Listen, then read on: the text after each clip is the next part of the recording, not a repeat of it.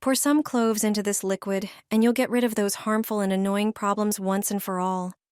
You'll be surprised by this clever solution because it has remarkable properties. Prepare a pan and pour in some water. Then add a handful of cloves and simmer them over low heat for 10 minutes. After that, remove from the heat and let it cool. Use a fine strainer or cheesecloth to separate the cloves from the water. Once the liquid has completely cooled, add 200 milliliters of disinfectant.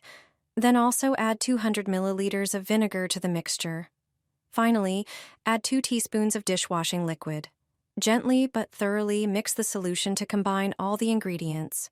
Pour the cleaning mixture into a spray bottle and you'll be able to eliminate bacteria and viruses. This solution is perfect for disinfecting the entire kitchen, especially countertops. The scent of cloves will also repel insects such as flies, moths, and ants. For best results, store this liquid in a cool, dark place so you can use it for a long time.